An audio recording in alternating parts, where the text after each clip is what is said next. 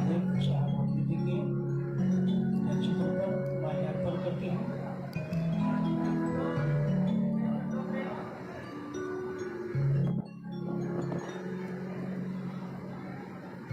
जागा जागा महादेव।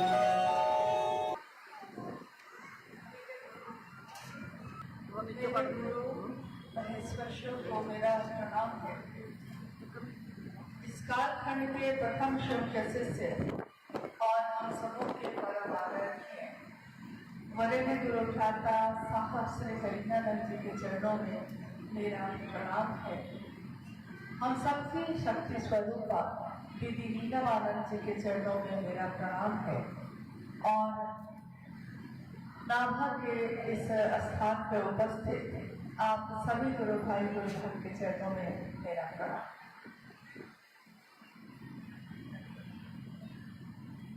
हम सबका सौभाग्य है कि आज अपने गुरु शिव वाले लोगों तक पहुंचाने के लिए यहाँ आने का सौभाग्य प्राप्त हुआ और आप सब शिव के सिलसिला में चलने वाले लोगों से भी मुलाकात हुई और मन को बहुत ही खुशी बहुत ही प्रसन्नता हुई कि शिव के गुरु स्वरूप की बात हर जगह हो रही है। जितनी क्षमता है जितनी ही ताकत है उतनी ही ताकत से लोग बढ़ रहे हैं, लेकिन इस काम को कर रहे हैं। नाभा के इस स्थान पे पहली बार किसी बड़े आयोजन को किया गया है, इसलिए हम लोग की शुभकामना है कि आज का ये कार्यक्रम आपका आने वाले समय में शिवशिष्टा को विस्तार दे और वो आपके द्वारा हो, आप सबके द्वारा हो। हम इसमें अगर थोड़ा भी मदद कर सकेंगे तो हम लोगों का परम सौभाग्य होगा, क्योंकि इस जीवन में जब से शिव को गुरु बनाया है उनसे ज्यादा सुंदर उनसे ज्यादा अपना कोई मिला ही नहीं। आपने सुना कि शिव की शिष्यता क्या है, शिव की शिष्यता की पृष्ठभूमि क्या है। मतलब जो शिव की बात हम कर रहे हैं ये नई बात तो नहीं है, हजारों वर्षों से शास्त्रों में लिखे हैं कि शिव गुरु है, जगत के गुरु है, विश्व गुरु है। तो ये कोई नई बात नहीं हुई है, यानी कि प्राचीन समय से शिव की पूजा तो विभिन्न स्वरूपों में होती आई है। हमारे आपके घर में भी हुई है, हम दर्शनीय स्थानों पर भी जाते हैं, शिव के मंदिर जो है वहां भी उनके दर्शन करने जाते हैं, जल चढ़ाते हैं, उपवास करते हैं। यानी पूजा तो महादेव की सदियों से होती आई है। कभी शिवलिंग के रूप में होती आई है, कहीं उज्जैन चले जाइए तो महाकाल के रूप में होती है, देवघर चले जाइए तो वैद्यनाथ धाम के रूप में होती है। वैद्य के भी राजा कौन है, वैद्यनाथ में कौन है, तो वो शिव है। शिव का एक नाम अकाल तख्त भी है। तो शिव के अनेक स्वरूपों से दुनिया के लोग जुड़ते रहे, जो जिस रूप से जुड़ा है उसको उसी रूप का लाभ मिला है।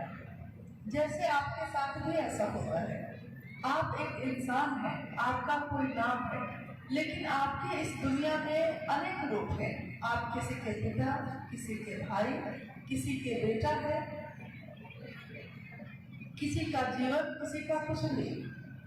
तो जिससे आपका संबंध जिस रूप में जुड़ा हुआ है उसी रूप का लाभ उसको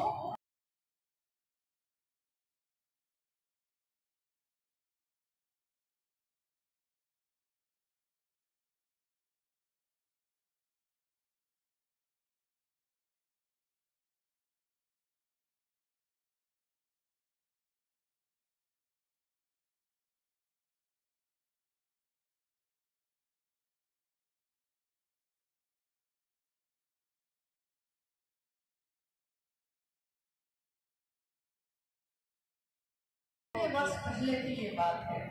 1974 शिव को अपना गुरु बनाया था। आप में से कितने लोग साहब श्री हरिनानंद जी के बारे में अच्छे से जानते हैं ये तो मुझको नहीं पता है, लेकिन जितना हम बता सकते हैं अभी समय कम है उसमें, क्योंकि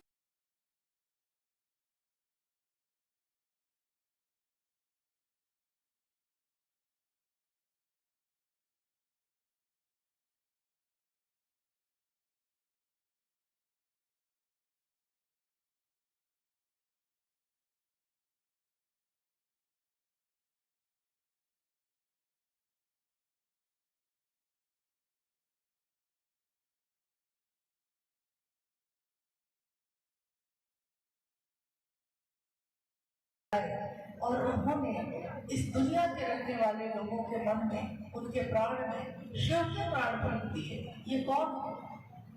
तो उनका नाम है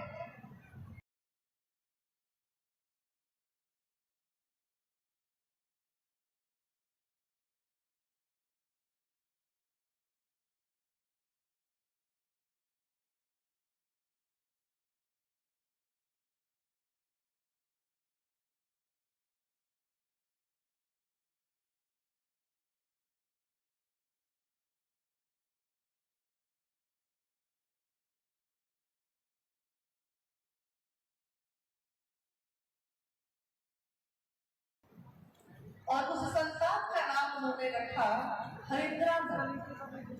उनके पिता ने कहा कि हरि को भी जिसमें आनंद मिलता हो वो नाम है हरिंद्रानंद। हरि ईश्वर को कहा जाता है जो आपके दुख को हर लेते हैं, चुरा लेते हैं, तो उनका नाम रखा गया हरिंद्रानंद। और उनके पिता बाद में, उस समय बिहार और झारखंड अलग नहीं हुए थे, एक ही राज्य था, तो बिहार राज्य के वो डायरेक्टर थे शिक्षा विभाग के। शिक्षा एक विभाग है, हर राज्य में होता है, अलग अलग, जैसे स्वास्थ्य विभाग होता है, शिक्षा विभाग होता है, तो बिहार में जो शिक्षा विभाग था उसके वो डायरेक्टर थे। और उनकी पहली संतान ये साहब हरिनानंद जी थे। जब इनका जन्म हुआ, जिस दिन इनका जन्म हुआ उस दिन हुआ ये कि सुबह जन्म हुआ और तिथि खंडित हो गई। किसी दिन आपने देखा होगा ना कि एक ही दिन में दो तरह के समय चलने लगते हैं। तिथि खंडित हो गई और शाम में दीपावली मनाई गई। उसी दिन घर घर में दिए जले। कभी कभी हम सोचते हैं कि कितना शुभ दिन रहा होगा वो, कि शिव जैसे से का आगमन इस धरती पे हुआ।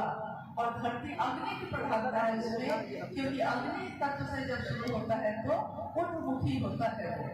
तो शाम में हर घर में दिए जले और इस तरह साहब हरिनानंद जी का जीवन इस धरती पे प्रारंभ हुआ, शुरू हुआ। बच्चा अब धीरे धीरे बड़ा हो रहा था और घर में शिक्षा का माहौल था। उनके पिता ही थे तो वो हमेशा कहते थे पढ़ो पढ़ो। धीरे धीरे उनके और भाई बहन भी हुए, मतलब 2 भाई 2 बहन एक परिवार में साहब के थे।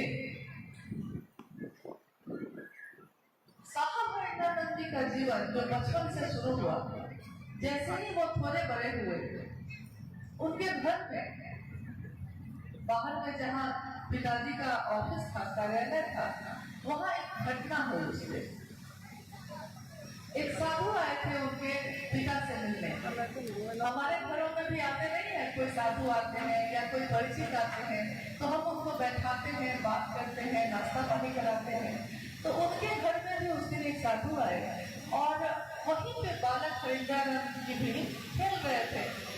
तो साधु ने किया ये कि वो जो दांत साफ करते हैं हम लोग खरीका से, उस खरीके को जमीन पे पटका और जमीन पे जब पटका तो वो खरीका सांप में बदल गया। एक बच्चे के सामने अगर इस तरह की कोई चमत्कारिक घटना हो जाए तो बच्चा क्या करेगा? तो वो चीख करे, घबरा गया। उन्होंने कहा कि ये क्या हुआ? जब उस साधु ने देखा कि ये घबरा गए हैं तो उसने जल्दी से अपनी बात को पलट दी और कहा कि नहीं नहीं बउआ कुछ भी नहीं है, सब ठीक है। वो सांप फिर से तरीका में बदल गया। ये एक घटना थी जो वहां हुई, लेकिन इस घटना में बालक हरिंद्रानंद जी के मन पे इतना असर किया, इतना असर किया, इच्छा जागी। ये इच्छा थी कि ये जो घटना हुई है इसको क्या कहते हैं। उन्होंने पूछा, लोगों ने बताया कि ये चमत्कार होते हैं, चमत्कार किए जाते हैं ऐसे। तो साहब जी के मन में ये इच्छा हुई कि ये हुआ कैसे, एक खरी का सांप में कैसे बदला, सांप फिर खरी का गुरु की तलाश में निकल पड़े। वो रहते तो घर में थे, लेकिन हमेशा घर से बाहर लोगों को खोजते थे कि शायद कोई ऐसा गुरु मिल जाए जो मुझको ये समझा दे, मुझको ये सिखा दे कि ये कैसे होता है। इसी क्रम में उनके जीवन में अनेक लोग मिले, कोई साधु, कोई अघोरी, कोई कपाली, कोई न कोई गुरु के रूप में इनको मिलता रहा, लेकिन इनकी तलाश पूरी नहीं हुई, मन की प्यास बुझी ही नहीं। उन्होंने हमेशा कहा कि मुझको वो मिला ही नहीं मैं जिसकी तलाश में था। इस तरह उनके जीवन के काफी वर्ष बीतते गए। एक तरफ पढ़ाई चल रही थी, एक तरफ वो कभी अघोरी को, कभी कपाली को गुरु बनाकर संसार साधना, आराधना, उपासना, मंत्रों का जप ये सब भी कर रहे थे, और एक तरफ ये जीवन भी चल रहा था। 1972 में जब वो कानून की पढ़ाई कर रहे थे, लॉ कॉलेज पटना में लॉ पढ़ रहे थे, कानून की पढ़ाई करके लोग वकील या मजिस्ट्रेट या जज बनते हैं, तो वो पढ़ाई जब वो कर रहे थे, उनके पिता उस समय पलामू एक जिला है, अब झारखंड में है वो, उसी में एक जगह है मनातू। आपने अभी सुना, भाई सोहेंद्र जी आपको बता रहे थे कि उसी मनातू गढ़ में एक राज परिवार में दीदी लीलामानंद जी का जन्म हुआ था। नाम पूरा था राजमणि नीलम, और संयोगवश साहब के पिताजी का तबादला भी वही हो गया पलामू में, और दीदी लीलामानंद जी के पिताजी से भी वही गुजर गए। अब उनको वैज्ञानिक साहब इतने अच्छे लगे कि उन्होंने कहा कि मैं अपनी बेटी की शादी तो अब किसी से करूँगा। तो बातचीत शुरू हुई और विवाह तय भी हो गया। 22 मई 1972 को श्री हरिंद्रानंद जी और दीदी लीलामानंद जी का विवाह हो गया, लेकिन इनके जीवन में गुरु की तलाश चल ही रही थी। फिर वो पटना लौट गए। दिन में वो पटना में लॉ की पढ़ाई करते थे, और शाम में ट्रेन पकड़ के पटना के बगल में एक जिला है आरा। आपने गाना सुना होगा कभी, आरा हिले बलिया हिले, सुना है कभी? हाँ, तो वही आरा। तो आरा में एक शमशान भूमि है, गांगी शमशान। तो गांगी शमशान में शाम में वो पहुंचते थे, रात में शमशान आराधना करते, फिर दिन में लौट जाते, फिर कॉलेज करते। इसी तरह ये समय गुजर रहा था। एक दिन का समय था, नवंबर का महीना, और 1974 की घटना है। ठंड का समय था, अर्धरात्रि में बैठे हुए वो एकांत में, शमशान में तो ऐसे भी कोई जाता नहीं, और कभी कोई जाता भी है साधना के लिए तो उस दिन वो भी नहीं गया था। पूरे शमशान घाट में वो अकेले बैठे हैं, और किस तरह उनके जीवन में फिर उनकी दिशा बदल रही है।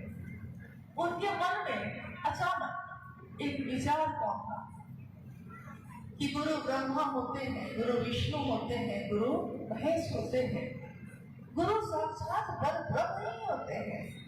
तो ये पर ब्रह्म, ये ईश्वर खुद गुरु क्यों नहीं है? जब गुरु भगवान होते हैं तो भगवान गुरु क्यों नहीं होता? और उनके मन ने ये सोचा कि आज तक मैंने इतनी चीजें की, लेकिन मुझको कुछ प्राप्त नहीं हुआ।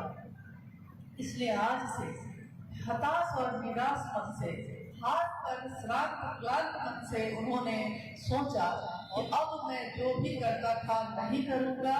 अब शिव अगर शरीर में आएंगे, शिव वो ईश्वर को समझते थे, ईश्वर शिव है। उनके पिता हमेशा कहते थे वो बड़े विद्वान आदमी थे और घर में हमेशा वो कहते थे कि ईश्वर शिव के पहल जाना। तो ये उन्होंने हमेशा सुन रखा था। उन्होंने सोचा कि ईश्वर है वो शिव, तो शिव ही मेरे गुरु होंगे आज से। और अब वो आएंगे, बताएंगे, तभी मैं सीखूंगा। शरीर में आएंगे तब भी नहीं सीखूंगा, पहले से बताएंगे चीजें जो है वो भी नहीं करूंगा। अब शिव जो बताएंगे वही करूंगा। कैसे बताएंगे ये भी पता नहीं था, क्योंकि महादेव को शरीर में तो किसी ने देखा नहीं है। तो गुरु तो मान लिया, अब बताएंगे कैसे। धीरे धीरे समय और गुजरा। उन्होंने अपनी पत्नी नीलमानंद जी को पत्र लिखा। उस समय पत्र का जमाना था, आज की तरह फोन का जमाना नहीं था। आज तो तुरंत आप टाइप करते हैं और वहां पहुंचता है। लेकिन वो समय ऐसा था जब लोग अपने प्रिय के पत्र का इंतजार करते थे। तो साहब हरिंद्रानंद जी ने पटना से दीदी नीलमानंद जी जो मनातू में थी उनको पत्र लिखा।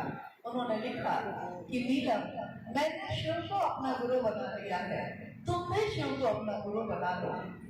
ये पत्र जब उनके पास पहुंचा तो उनको लगा कि आखिर मेरे पति जो इतने दिनों से भटक रहे थे, उनके जीवन को एक ठहराव मिला। एक जगह जाके वो रुक गए। उनको बड़ी खुशी हुई और उन्होंने भी शिव को अपना गुरु बना लिया। उसके 1 वर्ष बाद मुजफ्फरपुर में तुर्की नाम का एक जगह है। मुजफ्फरपुर जिला भी बिहार में है। तुर्की में उनके पिता प्रिंसिपल थे, टीचर ट्रेनिंग स्कूल के, कॉलेज के। तो उसी प्रांगण में एक शाम जब वो बैठे थे, उस समय भी वो तन्हा बैठे, आम का पेड़ था उसके नीचे बैठे थे। अचानक हवा के झोंके के साथ, जैसे हवा आती है तो सांस में अंदर जाती है फिर बाहर जाती है, हवा के झोंके के साथ नमक आया और सिवाय निकल गया। वो एकदम घबरा गए। उनको लगा कि ये क्या हुआ मेरे साथ, क्योंकि कहीं कोई दिख नहीं रहा था, कहीं कुछ भी था नहीं। तो वो उनके हाथ में चाबी थी कमरे की, वो भी छूट गई। वो घबरा के खड़े हो गए और उन्होंने कहा कि अरे अरे अरे अरे, इसी को एक के तो खोज रही। तो उनकी माँ जो अंदर आंगन में थी, उन्होंने आवाज सुनी। तो उन्होंने पूछा कि का भुला गई, मतलब क्या हो गया था जो मिल गया। साहब हरिंद्रानंद जी ने कहा कुंजी खो गई थी, चाबी खो गई थी, मिल गई। ये आध्यात्म की चाबी, जिससे उन्होंने अध्यात्म का रास्ता खोला। नमः शिवाय, यानी शिव को प्रणाम। शिव से बनी हुई ये दुनिया जब भी कुछ बनती है तो वो पहले क्या करती है, शिव को प्रणाम करती है। तो उन्होंने शिव को प्रणाम किया और उनके जीवन में फिर आगे कुछ ऐसी घटनाएं होती चली गई कि कभी आकाशवाणी हुई, आवाज आई कि तुम जो करते हो दूसरे को करने को कहो। और धीरे धीरे धीरे धीरे वो जगह जगह, तब तक वो डिस्ट्रिक्ट कलेक्टर भी हो चुके थे। मजिस्ट्रेट के रूप में उनका तबादला हुआ मधेपुरा। मधेपुरा एक जिला है बिहार का, और वहाँ शिव का मंदिर है बहुत बड़ा, सिंहेश्वर मंदिर। तो वहाँ पे एक घटना ये हुई कि लोगों के बीच जब ये बात फैल गई कि अभी जो मधेपुरा में मजिस्ट्रेट साहब आए हैं, एकदम युवक थे वो उस समय, तो वो बड़े शिव के भक्त हैं और उनके पूजा घर में प्रसाद चढ़ जाता है। लोगों को विश्वास नहीं हुआ, तो उनके कार्यालय के पदाधिकारियों ने कहा कि हरिंद्रानंद जी, सुनते हैं कि आपके घर में प्रेम प्रसाद खाते हैं। साहब को बड़ा बुरा लगा, क्योंकि वो महादेव महादेव करते थे, लेकिन उनको खराब लगा कि महादेव के लिए ऐसी बातें प्रयोग क्यों करते हैं। तो उन्होंने कहा कि मैंने तो ऐसा कुछ नहीं कहा कि मेरे घर में कौन प्रसाद खाता है। उनके साथ के लोगों ने कहा कि अगर आप में ताकत है, अगर आपके महादेव प्रसाद खाते हैं, तो चलिए उस मंदिर में प्रसाद खिला के दिखाइए। साहब ने कहा कि मंदिर में भी तो प्रेत आके खा सकते हैं। उन लोगों ने कहा कि नहीं नहीं, मंदिर में कैसे खाएंगे, ये श्रृंगी ऋषि के द्वारा स्थापित मंदिर है, इसमें भूत प्रेत कैसे आ सकते हैं। तो उन्होंने कहा कि अभी चलिए। बात में वो गए भी, और घटना ऐसी हुई कि सारे लोगों के समक्ष रास्ते में उन्होंने दीदी नीलामानंद जी को लिया, रसगुल्ले खरीदे और वहाँ थाली में परोस के जब महादेव के पास चढ़ाया गया, दरवाजे बंद कर दिए गए, सारे पुजारी वहाँ जुट गए, वहाँ के स्थानीय लोग शाम का समय था पूजा के लिए आए थे, वो भी जुट गए। और उस समय हमेशा हरिनारायण साहब ये कहते थे कि मुझको कुछ भी पता नहीं था, क्योंकि गुरु के रूप में मैंने उनसे कुछ सीखा ही नहीं था अभी तक। बस मुझको लगता था कि उनकी दया होती है, कैसे होती है ये भी कोई पूछता था तो बता नहीं पाता था। और अचानक वो एक ऐसे संकट में फंस गए थे जहाँ चारों तरफ लोग थे और लोग खड़े थे ये देखने के लिए कि इनका प्रसाद महादेव ग्रहण करते हैं या नहीं। उन्होंने हताश मन से और बिल्कुल कातर मन से, मतलब जो थक जाता है आदमी बिल्कुल कातर हो जाता है, उस मन से उस मिठाई के थाली को शिव के पास रखा और कहा, धीरे से कहा, बुढ़ाऊ, वो महादेव को हमेशा बुढ़ाऊ कहते थे, तो उन्होंने कहा बुढ़ाऊ इज्जत रखिएगा बस। और वो बाहर निकल गए, मंदिर के दरवाजे बंद हो गए। बाद में जब थोड़ी देर के लिए 2 मिनट के लिए बिजली चली गई, फिर बिजली वापस आई और लोगों ने जब दरवाजा खोला तो उसमें से 15 रसगुल्ले गायब थे, नहीं थे थाली में, और बाकी जो थे तो लगता था जैसे ब्लेड से उसको काट दिया गया हो, एकदम एक बराबर 2 भाग में बटे हुए। पूरा परिसर हर हर महादेव के नारे से गूंज गया और लोगों ने देखा, अपनी आंखों से देखा कि ऐसा हुआ। साहब खुद अचंभित थे कि ये कैसे हुआ, क्योंकि उनको तो समझ में नहीं आ रहा था कि महादेव तो दिखाई देते नहीं है, ये होता कैसे है। और इस तरह उनके मन में ये समझ लिया कि शिव की दया होती है तो आप अपने जीवन में जो सोचते हैं वो अगर वो सही है, वो अच्छा है, शुभ है, तो जरूर आपको प्राप्त होता है। अब उन्होंने मधेपुरा में कमरे से बाहर शिव की चर्चा करनी शुरू की। उस समय बिहार में भी कहीं भी शिव को गुरु मानने की परंपरा नहीं थी और शिव शिष्टा की बात भी नहीं थी, लेकिन उन्होंने लोगों को प्रोत्साहित करना शुरू किया कि शिव मेरे गुरु हैं, तुम्हारे भी हो सकते हैं, तुम शिव को अपना गुरु बनाओ। लोगों ने कहा कि शिव का गुरु क्यों है, जब हम पूजा करते ही हैं, जब हम मनोकामना की पूर्ति मेरी हो ही जाती है, जो मांगते हैं प्राप्त हो ही जाता है, तो अलग से गुरु के रूप में मानने की क्या जरूरत है। उन्होंने लोगों को समझाया, दुनिया के लोगों को ये बताया कि सब कुछ आपके पास हो लेकिन उसको संचालित करने का ज्ञान नहीं हो तो क्या होता है। सब कुछ होने के बाद भी अगर ज्ञान नहीं हो तो आपके लिए वो चीज बेकार हो जाती है। बहुत खेती हो आपके पास और खेती करने का ज्ञान नहीं हो तो क्या होगा, खेत तो बंजर ही रह जाएगी, आप खेती नहीं कर पाएंगे। राशन का सामान घर में रखा हुआ है और बनाने का भोजन कैसे बनता है हमको नहीं आता, तो राशन तो रखा रह जाएगा, भोजन बनाने ही नहीं आता है, कैसे बनेगा। एक बार एक व्यक्ति हम लोग क्या हैं जिन्होंने उनको कुछ बनाने नहीं आता था, सीखा नहीं था, जरूरत है। इसी तरह मानव जीवन को जीने के लिए भी ज्ञान की जरूरत है। इंसान जन्म लेता है और अपना जीवन गुजारता है, एक दिन उसकी मौत हो जाती है। ये जीवन तो एक जानवर भी जीता है, ये जीवन तो एक कीड़ा मकोड़ा भी जीता है, वो भी जन्म लेता है, वो भी अपना जीवन गुजारता है, उसके भी बच्चे होते हैं और वो भी एक दिन मर जाता है। तो इंसान में और एक जानवर और कीड़े मकोड़े में क्या अंतर है, क्योंकि इंसान में संभावना है शिव होने की, इंसान से जीव से वो शिव हो सकता है, यानी सर्वोच्च शिखर पे आरूढ़ हो सकता है, लेकिन ऐसा हो नहीं पाता क्योंकि हमको आपको ज्ञान ही नहीं है। हम गुरु बनाते हैं संसार में अगर कोई मिलता है शरीरधारी गुरु, लेकिन हमको याद रखना चाहिए कि एक दिन वो गुरु भी जो आज शरीर में है, एक दिन वो शरीर में नहीं रहेंगे, तब आप क्या करेंगे। यानी आंतर गुरु होना होगा, अंदर से गुरु से जुड़ना होगा। तो जब शिव भी शरीर में नहीं है तो यहाँ तो शुरू से ही अभ्यास है कि शरीर में है ही नहीं, तो शुरू से ही अंतर गुरु है, वो अंदर से जुड़े हुए हैं। अब हम कहते हैं कि मेरा मन शिव की तरफ नहीं जाता, इसके लिए हम क्या करें? तो हम शिव से दया मांगते हैं। जो साहब प्रेमानंद जी के जीवन में जो घटनाएं हुई, उन घटनाओं के आधार पर उन्होंने 3 सूत्रों का निरूपण किया। 3 सूत्र यानी एक ऐसा सूत्र, एक ऐसा काम जिसको करने से हमारा मन शिव की तरफ चल सकता है। उन्होंने पहला सूत्र दिया, मन ही मन। उस शिव से दया मांगिए कि हे शिव, आप मेरे गुरु हैं, मैं आपका शिष्य हूँ, मुझ शिष्य पर दया कर दीजिए। मन ही तो किसी से दया मांगता है। तो उन्होंने कहा, मन अगर समझ गया कि शिव मेरे हैं, तो फिर आगे के सारे काम मजबूत होंगे। तब फिर आपके अपने होंगे, मेरे हैं, तो हम उनकी चर्चा भी करेंगे तो आप सुनेंगे, हम उनको प्रणाम भी करेंगे तो प्रणाम ग्रहण होगा। तो उन्होंने कहा कि ये 3 सूत्र करने से आपका मन शिवगामी होगा, शिव की तरफ उन्मुख होगा। आप करने का प्रयास कीजिए।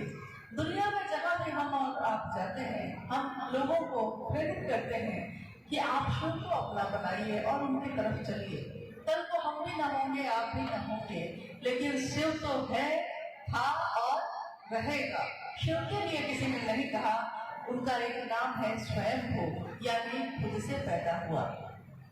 उनके लिए किसी ने नहीं कहा कि आज है, कल को नहीं रहेंगे।